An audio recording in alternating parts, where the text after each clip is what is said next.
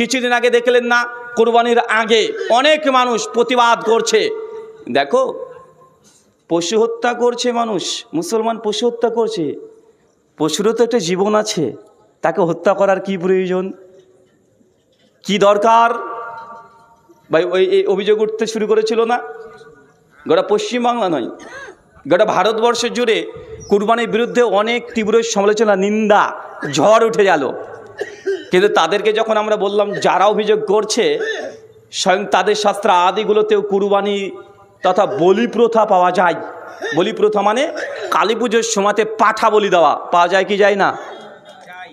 আসামের কামাখ্যাতে পাঠা বলি পাওয়া যায় কি যায় না? যায়। পাঠা বলি তো দূর কি বাত, যাদের কৃষ্টি কালচার, যাদের সোসাইটির মধ্যে এখনও নরবলি পাওয়া যায়।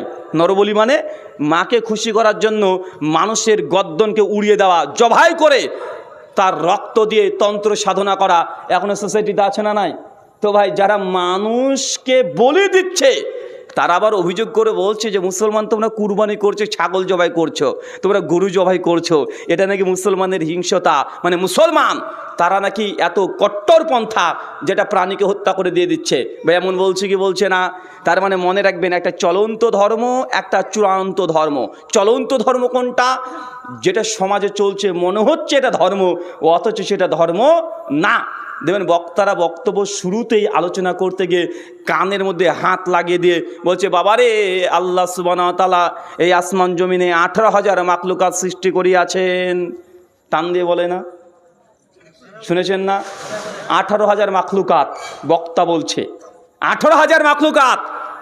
অথচ সূরাতুল নাহল 16 আয়াত নম্বর 18, সূরাতুল ফাতিহা, রব্বুল আলামিন এই আয়াতে তাফসীর করতে গিয়ে ইমাজ উদ্দিন ইবনে কাসির রাহিমাহুল্লাহ, তাফসীর ইবনে কাসির আলোচনা করছেন যে আল্লাহ সুবহানাহু ওয়া তাআলা আসমান আর জমিনে কত কোটি যে মাখলুকাত সৃষ্টি করেছেন, মানুষ আর জিন জাতি যদি গণনা করতে শুরু করে দেয় আল্লাহর মাখলুকাত, তার নিয়ামত গুণে শেষ করতে পারবে না। আল্লাহর দাবি, আল্লাহ সৃষ্টি জগতে কত মাখলুকাত সৃষ্টি করেছে এর হিসাব নেই। হুজুর বলছে 18,000। কোনটা মানবেন? যারা জীববিদ্যা নিয়ে পড়াশোনা করেছেন, আর যদি পড়াশোনা নাও করেন, ডিসকভারি যে একটা চ্যানেল আছে না, ন্যাশনাল জিওগ্রাফি একটা চ্যানেল আছে না, তারা বলছে সামুদ্রিক প্রাণী মানে সামুদ্রিক মাছ বিজ্ঞানীরা কমপক্ষে 9,000 প্রজাতির পেয়েছে। কত হাজার? 9,000 প্রজাতি শুধু পানির তলে মাছই পাওয়া যায়। 1,67,000 প্রাণীর অস্তিত্ব বিজ্ঞানীরা পেয়ে গেছে, কিন্তু হুজুর বলছে 18,000। এখন কোনটা মানবেন? কোনটা মানবেন? কোরআন বলছে আল্লাহর মাখলুকাত গুণে শেষ করা যায় না, আল্লাহ নিয়ামতকে গুণে শেষ করতে পারবেন না। কত মাখলুকাত আছে, কত নিয়ামত দিয়ে আল্লাহ এগুলো সৃষ্টি জগৎকে আল্লাহ রচনা করেছেন, তৈরি করেছেন। এই নিয়ামত গণনা করা যায় না, অসম্ভব। Crore crore, million, billion, trillion এরকম মাখলুকাত থাকতে পারে, কিন্তু বক্তা সুর দিয়ে বলছে 18,000 মাখলুকাত। এখন কোনটা চলন্ত ধর্ম, কোনটা চূড়ান্ত ধর্ম বুঝতে পারছেন? চলন্ত ধর্ম হুজুরের মুখের কথা 18,000 মাখলুকাত, আর চূড়ান্ত ধর্ম আল্লাহর মাখলুকাত গুণে শেষ করা যাবে না। শুধু যে ধর্মের মধ্যে এমনটা আছে এমনটা নয়। আচ্ছা, আপনাদের এলাকাতে অমুসলিমরা আছে না? কাউকে আমি কষ্ট দেওয়ার জন্য না, জাস্ট আপনি আপনার লজিক, আপনার রেশনালিটি, আপনার যুক্তিবিদ্যা দিয়ে আপনি একটু চিন্তা করলে বুঝতে পারবেন। আচ্ছা চাচা, আপনার তো ক্ষেত খামারে বেশ ভালোই চলাচল করেন, আছে না? ক্ষেত খামার, মাঠঘাট আছেন আপনাদের। একটা গরু দেখবেন যখন মাঠে চড়ে, সেই সময়তে একটা সাপ আসে, সাপ এসে সেই গাভীটার, সে গরুটার দুধ খেয়ে পালিয়ে যায়। সাপটার নাম কি গো? হ্যাঁ চাচা? ও ডারহাস। বাহ, নামও চমৎকার নাম। ডারহাস সাপ এসে মাঠ থেকে আপনার গরুর দুধ খেয়ে পালিয়ে চলে যাচ্ছে, তাই না? আচ্ছা, যারা মাধ্যমিক পাস করেছেন, বায়োলজি নিয়ে পড়াশোনা করেছেন, আচ্ছা বলেন তো, সাপ কখনো দুধ খেতে পারে? হ্যাঁ, সাপ দুধ খেতে পারে? আরে সাপ দুধ খেতেই পারে না। এখন যদি মনে করেন হুজুর আপনি কি বলছেন, ভাই এখন আধুনিক যুগ, AI, আগে তো ছিল গুগল, এখন গুগল ব্যাকডেটেড, এখন চলে এসছে কি AI। এখন যদি AI হাফেজাহুল্লাহ মানে তাকে আমি হাফিজাহুল্লাহ এই জন্য বলছি যেন আল্লাহ তাকে হেফাজত করে, এর থেকে যেন কল্যাণকরী কিছু জিনিসই পাই। এখনই চ্যাট জিপিটিকে এখনই প্রশ্ন করেন, সেকেন্ডে উত্তর দিয়ে দিবে। শুধু জাস্ট চ্যাট জিপিটিকে প্রশ্ন করেন যে সাপ কি দুধ খায়, দেখেন উইথ রেফারেন্স সহকারে আপনাকে তথ্য দিয়ে দিবে সাপ দুধ খেতে পারে না। কেন? দুধ খাওয়ার পরে ও হজম করতে হলে যে ল্যাকটোজেন প্রয়োজন হয়, যে এনজাইমের প্রয়োজন হয়, সাপের শরীরে সে এনজাইম নাই। তাই জোর করেও সাপকে যদি দুধ খাওয়িয়ে দেন, ওই সাপ 3 থেকে 5 ঘন্টার মধ্যে ও চিটপটাং হয়ে মরে পড়ে থাকবে। কিন্তু চাচা, ওই যে সমাজে প্রচলিত আছে যে আপনার গরুর দুধ নাকি সাপে খেয়ে নিয়েছে, সাপ তো দুধ খেতেই পারে না। তাহলে গুজরাটের বড় বড় মন্দিরে, মনসা মন্দিরে অনেক ভক্তবিন্দুরা আসে আর দুধ দিয়ে যায়, আর সেই দুধ নাকি সাপে এসে খেয়ে যায়। প্রত্যেক দিন কুইন্টাল কুইন্টাল দুধ ভারতবর্ষের বিভিন্ন মন্দিরে দান করা হচ্ছে কি হচ্ছে না? 2017 সালে 2018 সালে 21শে ফেব্রুয়ারি টাইমস নাও একটা নিউজ করেছিল, তারা দেখাচ্ছিল যে এই মন্দিরগুলোতে যে এত দুধ দিচ্ছে, আর বিজ্ঞান সায়েন্স দ্বারা প্রমাণিত সাপ দুধ পান করতে পারে না। তো বেশ কিছু বিজ্ঞান মনস্ক ব্যক্তি যারা আছে হিন্দুদের মধ্যে, কোনো মুসলমানের মধ্যে নয়, তাদের মধ্যেই, তারা তখন তদন্ত গবেষণা করতে শুরু করেছে। তো এত দুধ যাচ্ছে কোথায়? প্রতিদিন কুইন্টাল কুইন্টাল দুধ যায় কোথায়? পরবর্তী সময় চেক আপ করতে গিয়ে দেখছে আসলে যেইখানে দুধ পাত্রে ঢালছে, মানুষের ঢেলে ঢেলে দিচ্ছে, তার নিচ দিয়ে একটা পাইপ করা হয়েছে, মন্দিরের পিছনে চলে যাচ্ছে, বড় বড় ড্রাম লোড হচ্ছে, ওই দুধগুলো আবার ট্রাকে করে বিক্রি করে দিচ্ছে, মানে টাকা পয়সা রোজগার চলছে। কেন? সাপ তো দুধ খেতে পারে না। তাহলে আপনি বলে, হুজুর সিনেমাতে দেখেছি যে ওই যে সাপে কামড়িয়েছে, 1 বাটি দুধ দিয়েছে, এসে সাপ খেয়ে চলে গেছে। দেখতে পান যে চাচা, সিনেমাতে অনেক কিছুই দেখা যায়, মানুষ এভাবে হাত তুললে ও নাকি সাপ হয়ে যায়। বলেন তো কোথাকার ইতিহাসে? হ্যাঁ, মানুষ নাকি সাপ হয়ে যায়, মানে এগুলোকে মানুষ বিশ্বাস করে, আছে না নাই কথা বলেন? সাপকে নিয়ে অনেক মানুষের জন্য ভয় আছে, আর যেখানে ভয় সেখানে বেশি বেশি বেশি বেশি মানুষের মধ্যে কুসংস্কার আছে। তখনই ভয় থাকলেই মানুষের মধ্যে কুসংস্কার প্রবেশ করে। দেখবেন সাপ উড়িয়ে আসে, এসে বিন বাজায়, আর সাপ নাকি ফস ফস করে। আচ্ছা বন্ধু, সাপ কি শুনতে পাই? হ্যাঁ, সাপের কানই নাই, ও শুনতেই পায় না। তাহলে হুজুর ফস ফস করছে কেন? ও দেখতে পাচ্ছে যে তার সামনে একটা কিছু নড়ছে, ও আইডিয়া করে ছবল মারার চেষ্টা করছে, আত্মরক্ষা করার চেষ্টা করছে। দুনিয়ার মধ্যে সবচেয়ে ভীত প্রাণী যদি কেউ হয় সেটা স্নেক, সাপ। কিন্তু সাপ নাকি তাকে বিন বাজিয়ে তাকে গান শোনাচ্ছে, আর সাপ নাকি ঘর থেকে বেরিয়ে আসছে। মানে অনেক জায়গাতে পাওয়া যায়। আচ্ছা, আর একটা বলি, এটা তো হিন্দুইজমের মধ্যে পাওয়া যাচ্ছে, আপনিও হাসছেন, তাই তো পাগল নাকি ওরা, তাই ভাবছেন, তাই না? আচ্ছা, বড়দিন কয় তারিখ? 25শে ডিসেম্বর। মাশাআল্লাহ, তার মানে আপনারা সকলেই জানেন 25শে ডিসেম্বর কি বড়দিন না ভাইজান? 25শে ডিসেম্বরে কি বাজার কেক পাওয়া যায় না? পাওয়া যায়। খান তো আপনারা নাকি? খেলে নাকি হয় না? হ্যাঁ, যাতে মাতাল হলেও তালে ঠিক। 25শে ডিসেম্বর হচ্ছে বড়দিন। আচ্ছা, যারা মাধ্যমিক উচ্চ মাধ্যমিক দিয়েছেন, টাইমের দিক থেকে বড়দিন কয় তারিখ? কয় তারিখ? আচ্ছা, এত বিজ্ঞান গবেষণা আপনি বুঝবেন না, এত ম্যাথামেটিক্সও বুঝবেন না, গোদা বাংলা ভাষায় আপনাকে প্রশ্ন করছে, একটা উত্তর দেন তো চাচা। রাত বড় হয় শীতকালে না গরমকালে? শীতকালে। আর গরমে দিন ছোট হয় না বড় হয়? দিন কি হয়? দিন বড়, আর রাত কি হয়? ছোট। কেন দেখছেন না 3:10-15 তখন আজান পড়ে যাচ্ছে? আর গরমে শীতের সময়তে কখন আজান পড়ে? 5টা 5:30 বেজে যায় না? শীতকালে কি 5টার সময়তে সন্ধ্যা লাগলে 5টার সময় ফজর, মানে 12 ঘন্টা 13 ঘন্টা প্রায় রাত থেকে যায়। আর গরমের সময় কি দিন বড় রাত ছোট। আচ্ছা, ডিসেম্বর মাস কি গরমকাল না শীতকাল? ডিসেম্বর গরম না শীত? শীতকাল। তো 25শে ডিসেম্বর কি দিন ছোট হওয়ার কথা না বড় হওয়ার কথা? শীতকালে কি ছোট হয়? দিন ছোট, রাত কি? তো 25শে ডিসেম্বর দিন ছোট না বড়? এখানে ধরা পড়ে গেছে, দেখেছেন? 25শে ডিসেম্বর দিন ছোট হবে না বড় হবে?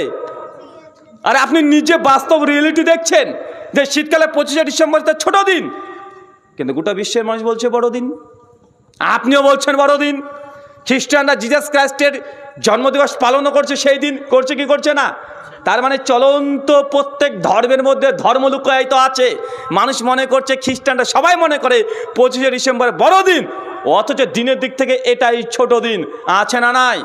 জি, এটা আছে, সব জায়গাতে আছে।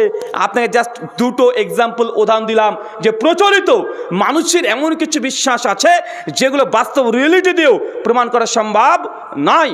চলন্ত ধর্ম বনাম চূড়ান্ত ধর্ম, ধর্মের মধ্যেও এমন অনেকগুলো আগাছা ঢুকে গেছে, মানুষ মনে করছে ধর্ম, অথচ সেটা ধর্ম নয়। চলেন কয়েকটা উদাহরণ দিই।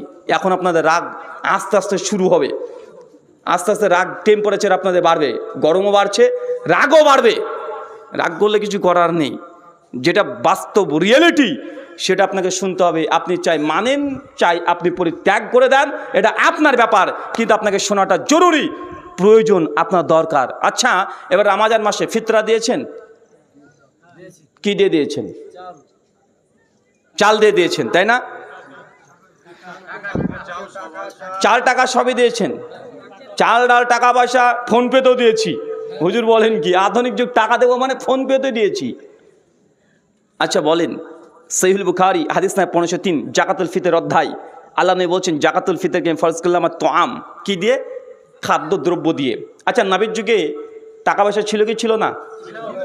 আল্লাহ নবী তার জীবদ্দশাতে একদিন তিনি টাকা পয়সা দিয়ে ফিতরা আদায় করেছে, এর কোনো সহিহ তো দূরের কথা, জৈব তো দূরের কথা, জাল কোনো হাদিস পাওয়া যায়? পাওয়া যায়? জাল হাদিসও পাওয়া যায় না যে নবী দিয়েছে, জাল হাদিসও পাওয়া যায় না। নির্দিষ্ট কোনো সাহাবীর নাম অনুযায়ী নাম দিয়ে জাল হাদিসও পাওয়া যায় না যে তারা টাকা পয়সা দিয়ে বা দিনার দিরহাম দিয়ে তারা ফিতরা আদায় করেছে। কিন্তু আজকে সমাজে চলছে কি চলছে না? সবাই একমত, যারা ফিতরা টাকা দিয়ে দিচ্ছে তারাও বলে যে আল্লাহর নবী সাহাবীরা খাদ্য দিয়েই দিয়েছে, টাকা দিয়ে দেয়নি। কিন্তু তারা কি বলছে? যুক্তি পেশ করছে। কেমন যুক্তি? বলছে দেখো বাবা, ঈদের আগের দিন আমরা ফিতরা দিচ্ছি, সবাই যদি মিসকিনকে আমরা শুধু চাল ডালই দিয়ে দিই, তো একটা মিসকিনের বাড়িতে তো চাল ডাল লোড হয়ে যাবে। এখন মিসকিনের যদি মাংসের প্রয়োজন হয় ঈদের দিন, ওকে চাল ডাল খাবে নাকি? শুধু ওই যে জামা কাপড় পোশাক কেনার প্রয়োজন হয়, তো চাল ডাল দিলে চাল ডাল পাচ্ছে। আমি যে টাকা দিয়ে দিই, মিসকিন সে টাকা দিয়ে চাল কিনতে পারে, ডাল কিনতে পারে, সবজি কিনতে পারে, মাংস কিনতে পারে, পোশাক আদি কিনতে পারে। তো কল্যাণ কোনটাই? উত্তম কোনটা? ভালো কোনটা? গরিব মিসকিনের উপকার কোনটা? টাকাতে না খাবারে? প্রশ্ন আসছে কি আসছে না? আসছে না ভাইজান? এবং যুক্তির কথা বলছে, ঠিকই তো বলেছে। আমাদের এই যে বিবেক বা আমাদের মাইন্ডসেট বলছে ঠিকই তো বলছে, আর টাকা দিলে তো মানুষের উপকার বেশি হয়ে যাবে। অতএব খাদ্যদ্রব্য দিয়ে দেওয়ার প্রয়োজন নেই, টাকা পয়সা দাও, এটাই বেশি উত্তম বা এটাই আফজাল, এটাই বেটার। সমাজে এটা প্রচার করা হচ্ছে। আচ্ছা, এটা আপনার বা আমার একটু বুঝতে ভুল হয়েছে। সুনানে আবু দাউদ হাদিস না 1615, 16, 17 ফিতরা যে আমরা দিই রমজান মাসে, এই ফিতরাদের উদ্দেশ্য কি বলেন তো? কেন দিন ফিতরা? কারণ কি? ফিতরাদের কারণ কি? ফিতরাদের উদ্দেশ্য কি? শুধুই কি গরিব মানুষের সহযোগিতা করা, মিসকিন মানুষের আর্থিক দিক থেকে সাপোর্ট করা? এটা তো মূল বা মৌলিক উদ্দেশ্য নয়। আল্লাহ নবী বলছেন ফিতরাকে আল্লাহ সুবহানাহু ওয়া তাআলা এই জন্য ফরজ করে দিয়েছেন।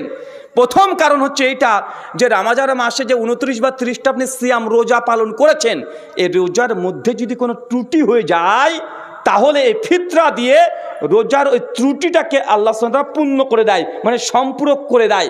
এটা ফিতরার মৌলিক প্রথম কারণ। এই জন্য আপনি ফিতরা আল্লাহ আপনাকে ফরজ করেছেন। কেমন?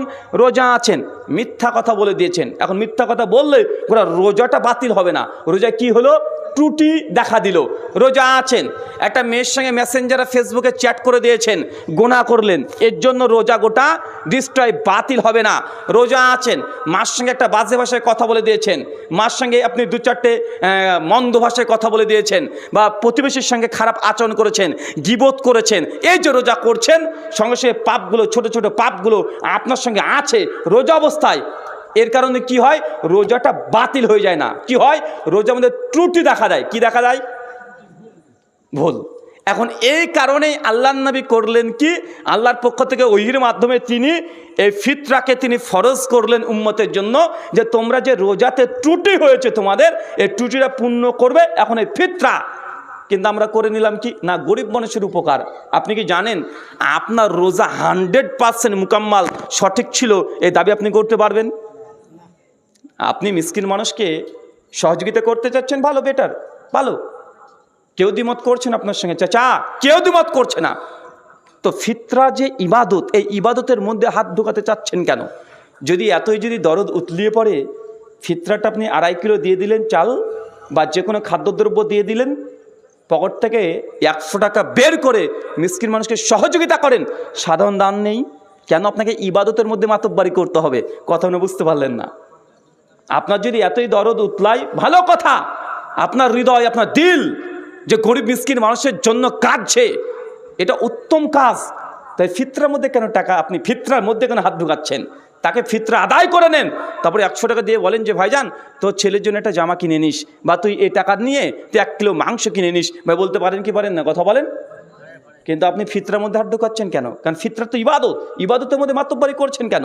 আচ্ছা, আর একটা আপনাকে পয়েন্ট দিই, বলেন তো, আমরা যে ফিতরা আদায় করছি, রমজান মাসে কেউ যদি রোজা রাখতে না পারে, বৃদ্ধ, অনেক বৃদ্ধ হয়ে গেছে, বয়স্কা অনেক বৃদ্ধ হয়ে গেছে, এখন এই নারী বা পুরুষটি রোজা রাখতে পারলো না, আর পরবর্তী বছরে যে রাখতে পারবে এর কোনো সম্ভাবনাও নেই। এখন এই মেয়েটি, এই ব্যক্তিটি কি করবে? কি দিবে? এটাকে কি বলে? ফিদিয়া। কি বলা হয়? ফিদিয়া। বলতে ফিদিয়াতে আল্লাহ কি ফরজ করেছে? টাকা না খাবার? কোরআনে কি আছে? সূরা বাকারা 187 নম্বর আয়াত খুলে দেখেন, আল্লাহ তমামের কথা উল্লেখ করেছে। যদি ফিদিয়া, তোমাকে কি দিতে হবে? কেউ যদি সিয়াম, রোজা পালন করতে না পারে, বার্ধক্যের কারণে, কোনো চিরস্থায়ী রোগের কারণে, তাই তাকে ফিদিয়া দিতে হয়। আল্লাহ বলতে পারতেন তাই টাকা পয়সা দিয়ে দাও, আল্লাহ কি বলেছে? তাই খাবার দাও। কেন? কারণ সিয়ামের সঙ্গে সম্পর্ক টাকার না, রোজার সঙ্গে সম্পর্ক টাকার না, রোজার সঙ্গে সম্পর্ক খাবারের। আপনি যখন রোজা থাকেন তখন কি থেকে দূরে থাকেন? খাবার থেকে না টাকা থেকে? কথা মানে বুঝতে পারছেন না? যখন রোজা অবস্থায় থাকেন তখন কি থেকে দূরে থাকেন আপনারা? টাকা ইনকাম থেকে না খাবার খাওয়া থেকে? তাই যখন আপনি ফিতরা দিবেন, এটা টাকা দিয়ে নয়, এটা খাবার দিয়ে দিতে হবে। চাচা টাকা দিতে চান, সাধারণ দান সদকা করেন, হাদিয়া দেন, পারেন কি পারেন না? কথা বলেন। সাধারণ দান সদকা তো আল্লাহ বন্ধ করেনি রাস্তা, আপনি সারা জীবনই দিতে পারবেন, কিন্তু সমাজের মানুষের সুন্নাহ এটা নয়, সাহাবীদের সুন্নাত এটা নয়। যদি সুন্নাতে পুরো আমল করতে চান, ধর্ম এটা আসমান থেকে অবতীর্ণ হয়, এটা আমার আপনার মগজ থেকে অবতীর্ণ হওয়া যদি কোনো ধর্ম হয়, এই ধর্মের মধ্যে ভুল থাকতে পারে কি পারে না? পারে কি পারে না? চাচা চাচা আমি 1 মিনিটের জন্য ধরে নিলাম, হ্যাঁ টাকা দিলে ফিতরা আদায় হয়ে যাবে, হয়ে যাবে, ধরেন। একজন বললো হয়ে যাবে, একজন বলছে না না না না না, এটা বেদাত। একজন বলছে জায়েজ, একজন বলছে বেদাত। 2 আলেম, দুজনই 20 বছর ধরে মাদ্রাসায় পড়ছে, দুজনই সহি আকীদার। একজন বলছে জায়েজ আর একজন বলছে বেদাত। আচ্ছা বলেন তো, যদি বেদাত এই ফতোয়াটাই ঠিক হয়ে যায়, তাহলে আপনার ফিতরা দেওয়াটা কি হয়েছে? কথা বুঝতে পারলেন না মনে হয়? একজন ব্যক্তি খাদ্যদ্রব্য দিয়ে ফিতরা দিচ্ছে, এর ফিতরা যে হয়ে যাবে কোনো সন্দেহ আছে? 1% আছে। কিন্তু যে বলছে টাকা পয়সা দিলে ফিতরা জায়েজ, হয়ে যাবে। এখন যদি এই আলেমদের ইস্তেহাদ বা গবেষণা, এটা তো তার মানে বুদ্ধি আর বিবেকের উপরে নির্ভর করে হয়েছে, তাই না? এখন যদি তার ফতোয়া যদি আসলে ভুল প্রমাণিত হয়ে যায়, আপনি সাধারণ মানুষ, আপনি কি করবেন? আপনি কি করবেন? তা আপনার জোর করে এই জায়েজ মাসালা ঢোকার দরকার কি? যেখানে সন্দেহ আছে, যেটা সুন্নাত সামর্থ্য আছে, আপনি সেই দিকে যান না। এইভাবে আপনি বুঝবেন না কোরআন হাদিসের কথা। চল এটা আপনাকে উদাহরণ দিয়ে বোঝাই আপনাকে। ধরেন একটা পুকুর আছে, আপনার নিজস্ব পুকুর, 4 কাঠা জমির উপরে পুকুর আছে আপনার নিজস্ব। ওই পুকুরে মাছ ফেলেছেন, 4 মাস পর মাছ আপনি তুলতে গিয়েছেন, বাপ বেটা দুজন একসঙ্গে পুকুরে নেমেছেন, একদম সকাল থেকে মাছ তুলে চলে যাচ্ছেন, অনেক মাছ হয়েছে, 12 থেকে 13 ড্রাম মাছ লোড হয়ে গেছে। মাগরিবের আজান দিচ্ছে, আর সেই আপনার পুকুরের মাছও সব ফিনিশ, শেষ হয়ে গেছে। আপনি উঠে চলে আসছেন, আর যখনই আসতে গিয়েছেন ওই পুকুরের গায়ে একটা গর্ত আছে, গর্তে কি যেন একটা নড়ে উঠেছে, আর আপনি তাকে বোঝায় একটা মাছ থেকে গেল। এখন আপনি মাছ ধরার জন্য ওই পুকুরের গর্তের মধ্যে হাত ঢোকাতে গিয়েছেন, আর উপর থেকে আপনার ছেলে বলছে আব্বা খবরদার, ওটা হাত দিও না, ওটা মাছ না, ওটা সাপ। বলেন আপনি কি করবেন? আপনি মনে করলেন মাছ, ছেলে মনে করলেন সাপ, আপনি কি করবেন? এখন মাছ মনে করে কি সাপের কামড় খেয়ে মরবেন? আর 12 ড্রাম যে মাছ আপনি তুলেছেন, এটাকে আপনি কি করবেন? আপনার বুদ্ধি কি বলে? মাছ মনে করে কি সাপ ধরবেন? না আপনি বুদ্ধিমানের মতো বলবে আরে বাবা এত মাছ পেয়ে গেছি, একটা মাছ না সাপ, ওই টেনশনে যাওয়ার দরকার নেই, একটা মাছ থাক, আগে জানলে পালাই। কোনটা করবেন? কোনটা করবেন? হ্যাঁ, এই দুনিয়াবি বিষয় আপনি খুব ভালো বোঝেন চাচা। যেমন 12 ড্রাম তো মাছ তুলে নিয়েছি, একটা মাছ না সাপ, ওই টেনশনে যাওয়ার দরকার নেই, সন্দেহের মধ্যে যাওয়ার দরকার নেই। আমি তাই একটা মাছ থাকবে থাক, লস হয় একটা হোক, 12 ড্রাম যেন আমার ভাসে না যায়, আমি যেন জানে মরে না যায়। আপনি দুর্বল গতিতে পুকুর থেকে ঝাঁপ দিয়ে লাফ দিয়ে আপনি পালে চলে আসবেন। চাচা শরীরটাকে এইভাবে বুঝেন। যখন একজন হুজুর বলছে জায়েজ, জায়েজ মানে হুজুরের গবেষণা, এটা কি হুজুরের গবেষণা। আর একজন একই মাসালে বলছে এটা বেদাত। যদি বেদাত হয় পাপের কাজ করছেন, তা আপনি সন্দেহে কেন যাবেন যেখানে সুন্নাত প্রেজেন্ট আছে? কথা বুঝতে পারলেন না মনে হয়। তাই আপনাদের আম জনসাধারণ আপনার একটা কথাই শুধু বলেন, আরে তোমরা হুজুররাই তো ঠিক নেই, এক হুজুর এক এক রকমের কথা বলে, এ হুজুর এটা জায়েজ বলে তো ওটা না জায়েজ বলে, এটা না জায়েজ বলে তো ওটা জায়েজ বলে, আমরা সাধারণ মানুষ আমরা কি করব? আপনারা করবেন ওইটা যেখানে কোনো সন্দেহ নেই। মাছ মনে করে সাপ ধরে মানে সাপের কামড় খাওয়ার দরকার নেই।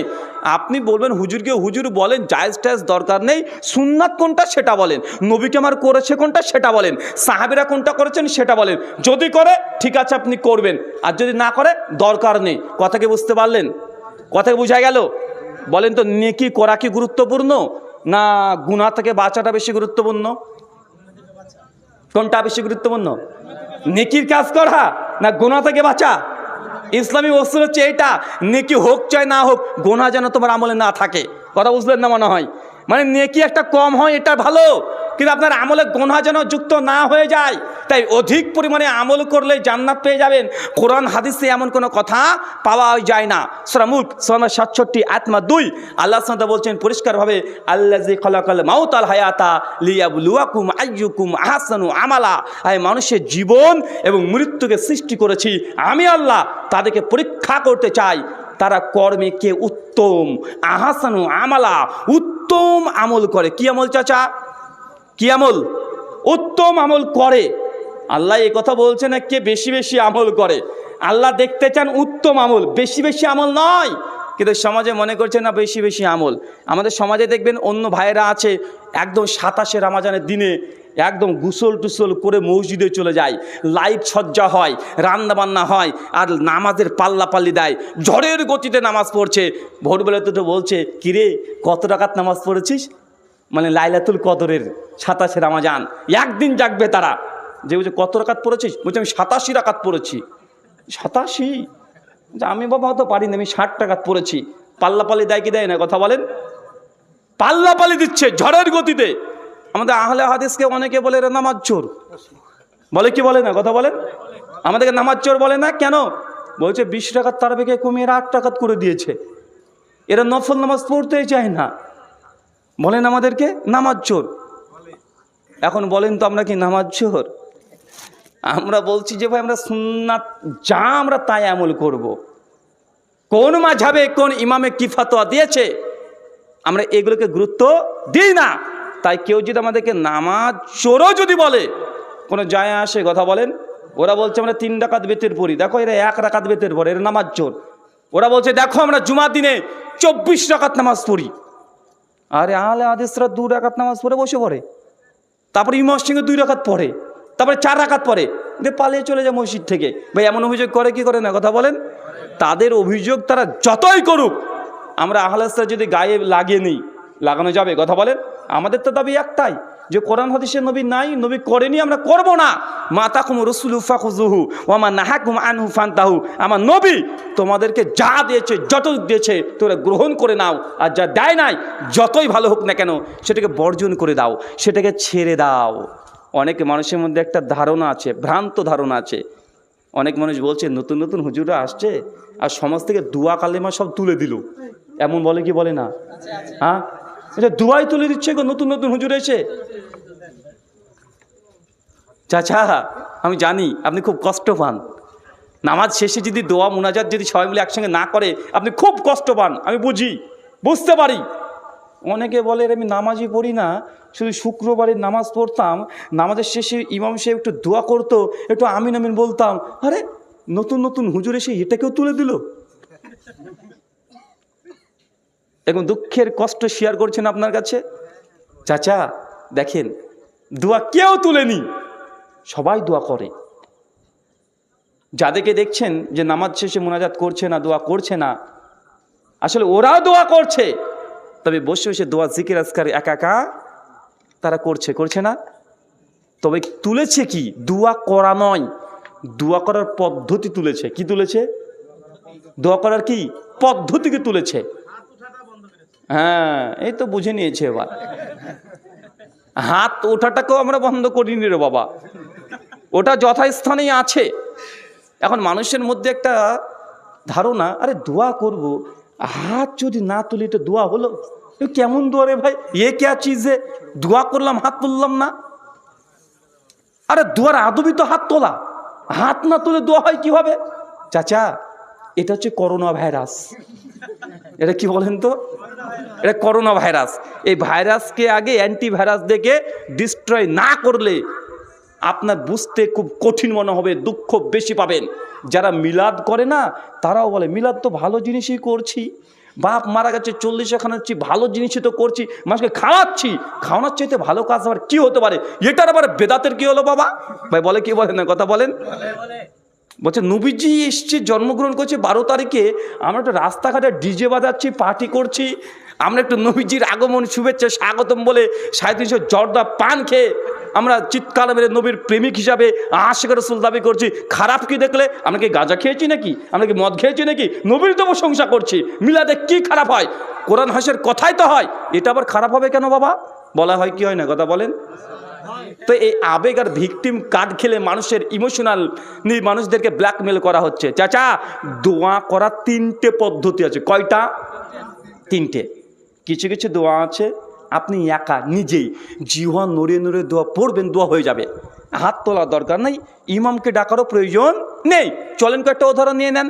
আচ্ছা, মসজিদে যখন ঢুকছেন, মসজিদে সেই সময় দোয়া আছে না নাই? হাত তোলেন, ইমামকে ডাকেন। মসজিদ থেকে বের হওয়ার দোয়া আছে না নাই? হাত তুলেন, ইমামকে ডাকেন। বাথরুম ঘরে ঢোকার সময় দোয়া আছে না নাই? বাথরুম থেকে বের হওয়ার সময়, পোশাক পরার সময় দোয়া আছে না নাই? জুতো পরার দোয়া আছে না নাই? বাড়ি থেকে বের হওয়ার দোয়া আছে না নাই? গাড়িতে ওঠার দোয়া আছে না নাই? বাজারে প্রবেশের দোয়া আছে না নাই? আয়নাতে মুখ দেখার দোয়া আছে না নাই? স্ত্রীর কাছে যখন রাত্রিতে যান ফিজিক্যাল অ্যাটাচমেন্ট করতে, সেই সময় দোয়া আছে না নাই? কে কে 2 হাত তুলে করেন? হ্যাঁ, কেউ নাই? কেন আপনি যে বলছেন যে দোয়া মানেই হাত তুলতে হবে, হাত না তুলে আপনার ভালো লাগে না? তো ওই সময় ইমামকে রাত্রিতে ফোন লাগাবেন, ইমাম সাহেব 12টা 15 বাজছে, তাড়াতাড়ি বাড়ি পেছনে আসেন। কেন? দোয়া করতে হবে যে, কেন আমরা এখন যাব ব্রাজিল আর আর্জেন্টিনা, এখন যুদ্ধ চলবে, তাড়াতাড়ি চলে আসেন। বাড়ি পেছন থেকে আপনি দোয়া করবেন, স্বামী স্ত্রী আমিন আমিন বলবো, তারপরে যা হওয়ার হবে। কেন আপনি মনে করছেন যে দোয়া মানেই হাত তোলা? আছে না নাই, কথা বলেন। তার মানে এই যে জায়গা, আপনি যখন জুতো পরছেন হাত তোলেন কেউ, কমপক্ষে কয়েক শত দোয়া আছে যেই সব জায়গায় কেউ হাত তোলে না। আর কেউ যদি হাত তুলে তাকে বলবে মানুষ না পায়জামা রে। এখন যদি কেউ বাথরুম করে ঢোকার সময় দোয়া করতে শুরু করে হাত তুলে, তাকে কি বলবেন বলেন? কেউ যদি মসজিদে ঢুকছে, মসজিদে ঢোকারও তো দোয়া আছে, এখন দোয়ার আদব কি? হাত তোলা। এখন ওই হাত তুলে দোয়া করতে শুরু করে দিয়েছে, আপনি কি বলবেন? মানুষ না পায়জামা বলবেন? মানে কি রে, টাল হয়ে গেল নাকি? বাথরুম ঘরে ঢোকার সময় দোয়া, আর কি রে ভাই, মানে আপনি নিজে মানতে চাইবেন না। এখন সে যদি বলে হাত তুলেছি, কি এমন খারাপ করলাম? পা তুলেছি নাকি? হাতই তো তুলেছি। বা এখন যদি বলে এই যুক্তি চলবে, তার কথা বলেন না। তার মানে বোঝা গেল কিছু কিছু দোয়া আছে চাচা আপনি জীবন নুরে করলেই হয়ে যায়, হাত তোলার দরকার নেই, ইমাম সাহেবকে ডাকারও কোনো প্রয়োজন নেই। দুই, এমন কিছু দোয়া আছে যেখানে আপনি একা নিজেই দুই হাত তুলে যত ইচ্ছা তত দোয়া করতে পারবেন, ঘণ্টাব্যাপী করেন।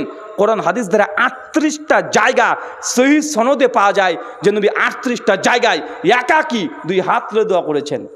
যখন আপনি হজ উমরা করতে যাবেন, সাফা পাহাড়ে উঠবেন, পাহাড়ের দিকে মুখ করে দুই হাত তুলে যতক্ষণ ইচ্ছা আপনি দোয়া করেন। মারোয়া পাহাড়ে যখন উঠবেন, সাই করবেন, ওই সময় দুই হাত তুলে আপনি দোয়া করতে পারবেন, কোনো সমস্যা নেই। এবং 38টা জায়গা আছে। চাচা আপনার এলাকাতে কবরস্থান আছে, ভাই তোমার বাবা মা আত্মীয় স্বজন কেউ মারা গেছে, কবর যখন জিয়ারা করতে যাবেন, মানে কবর জিয়ারত করতে যাবেন, সেই সময় আপনি একা দুই হাত তুলে যত ইচ্ছা তত দোয়া করতে পারবেন, কেউ বাধা দিবে না। এটা সুন্নাত, নবী করেছে। সে মুসলিমের 213 নম্বর পৃষ্ঠায় আল্লাহ নবী হঠাৎই গভীর রাত্রিবেলাতে নিজের বিছানা ত্যাগ করে দিয়ে তিনি কবরস্থানে গিয়ে 3 বার পর হাত তুলে দোয়া করলেন। আম্মা যেন আয়েশা রাদিয়াল্লাহু আনহা তিনি ঘরের মধ্যে নবীকে পেলেন না, তিনি ভাবলেন মনে অন্য কোনো স্ত্রী ঘরে গিয়েছে। পিছু পিছু আস্তে আস্তে দেখছে যে আল্লাহর নবী মসজিদ আল বাকিতে গিয়ে কবরস্থানে গিয়ে তিনি হাত তুলে দোয়া করছেন, নিজের চোখ দিয়ে পানি ঝরছে। আম্মা যান দূর থেকে দেখছেন, এই দেখেন নবীজি কবরস্থানে এসে দুই হাত তুলে দোয়া করলো। অতএব এখন সবাই মিলে জানাজা করার পরে আমরা দুই হাত তুলে দোয়া করব, তাই প্রমাণিত হলো। তাই নাকি? এটা কিসের দোয়া? জানাজার পরের দোয়া প্রমাণিত হলো না কবর জিয়ারতের? আল্লাহ নবী কি ওই রাত্রিতে কোনো নতুন কোনো লাশের জানাজা পড়িয়েছিল? না, পুরাতন কবরস্থানে তিনি গিয়েছেন, গিয়ে কবরবাসীদের জন্য দুই হাত তুলে দোয়া করেছে। চাচা আপনি আজকেও পারবেন, কবরস্থানে যান। কেন আপনি যান না? অবশ্যই আপনার বাপ মারা গেছে, মা মারা গেছে, আপনি যাবেন, দায়িত্ব আপনার। দোয়ার অপেক্ষায় তারা বসে আছে, কখন আমার সন্তান, কখন আমার ছেলে, কখন আমার মেয়ে আমার জন্য একটু দোয়া করবে, মাগফিরাতের দোয়া করবে, আল্লাহর কাছে ক্ষমা চাইবে। এর জন্য কবরবাসীরা হাহাকার করে। তবে চাচা এই জন্য হুজুরকে ভাড়া করে নিয়ে যেতে হবে না, হুজুরকে কাদো কণ্ঠে কি যে বলবে ওই জন্য তাকে ভাড়া করার দরকার নেই। ওই জন্য আপনি যথেষ্ট, আপনি সন্তান, আপনার দোয়াটাই আল্লাহ গ্রহণ করবে। মানে কবর জিয়ারত করতে গিয়ে জামাতবদ্ধ নয়, একা একা দুই হাত তুলে দোয়া করা প্রমাণিত। রাগ করছেন নাকি? হাত তুলতে নিষেধ করলাম চাচা, খুব রাগ হচ্ছে না? যার সময় গাড়ি দেখছি তুই হুজুর দ্বারা, তুই গাড়ি নিয়ে যা, তোর গাড়িতে যদি ঢেল না মারি তা আমার নামও তুই পাল্টে দিস। মানে এর আগে আলোচনা করছিলাম, এই যে আলোচনা করতে গিয়ে বলছে খুব বকছিস, দাঁড়া তুই রাস্তাতে যা, তোর গাড়িতে ঢিল মারবো। সত্যি ঢিল মেরে দিয়েছে। মানে এমন মানুষের সমাজে পাওয়া যায়, আছে না নাই? আপনাকে কষ্ট দেওয়ার জন্য না, আপনি বুঝেন, আপনি হাত তুলে দোয়া করছেন, করেন। আপনি করলে আমার কি যে আসে? আমার বাপের 5 বিঘা জমি 10 বিঘা হয়ে যাবে নাকি? আর আপনি যদি বাদ দেন আমার কি লাভ হবে? আমার 10 বিঘা জমি 20 বিঘা হবে নাকি? কিছুই হবে না। আমার লাভও হবে না, কোনো লোকসানও হবে না। আপনি করছেন, করতে থাকেন। তবে শরীয়ত আপনি জেনে রাখেন, জবাবদিহিতা আমার কাছে নয়, সেই আল্লাহ যিনি এই শরীয়ত দিয়েছে তার কাছে জবাবদিহিতা করতে হবে। কলিল হাক্কু মির রাব্বিকুম ফামান শাআ ফালা ইউমিন, বলো হক সত্য এসেছে আল্লাহর পক্ষ থেকে, যার ইচ্ছা গ্রহণ করবে, যার ইচ্ছা বর্জন করে দিবে। ফাযাক্কির ইন্নামা আনতা মুযাক্কির লাস্তা লাম্বি মুসাইতির। হে নবী, আপনার তো কাজ মানুষের কাছে সত্য কথা প্রচার করে দেওয়া, জোর করার জন্য আপনাকে প্রেরণ করি নাই। সূরা গাশিয়া 88 আয়াত নম্বর 20 এবং 21 আমাদের কাজ।